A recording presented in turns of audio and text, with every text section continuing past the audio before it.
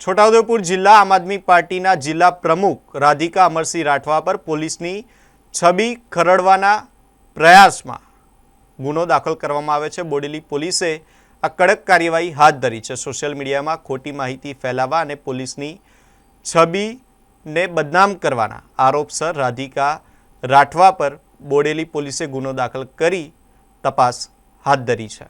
મળતી માહિતી મુજબ રાધિકા રાઠવાએ પોતાના ઇન્સ્ટાગ્રામ આઈડી પરથી એક વિડીયો વાયરલ કરી પોલીસ પર આક્ષેપો કર્યા હતા।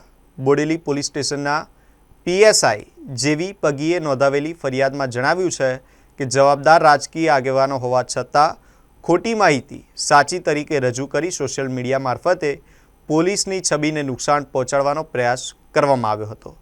ત્યારે પોલીસે વિવિધ કલમો હેઠળ ગુનો નોંધી વધુ તપાસ હાથ ધરી છે। આજરોજ પીએસઆઈ પગી સાહેબ તથા સર્વેલન્સ ટીમના માણસો સોશિયલ મીડિયા મોનિટરિંગ કરી રહ્યા હતા। તે દરમિયાન એક સોશિયલ મીડિયા આઈડી જેમાં રાધિકા રાઠવા .app નામના ઇન્સ્ટાગ્રામ આઈડી પર છોટાઉદેપુર પોલીસ વિરુદ્ધ પાયાવિહોણા આક્ષેપ કરતો વિડીયો વાયરલ થયેલો, જે અનુસંધાને ઉપરી અધિકારીશ્રીને ધ્યાન દોરી અને ફરિયાદ દાખલ કરવાની તજવીજ કરવામાં આવેલી અને આગળની કાર્યવાહી ચાલુ છે।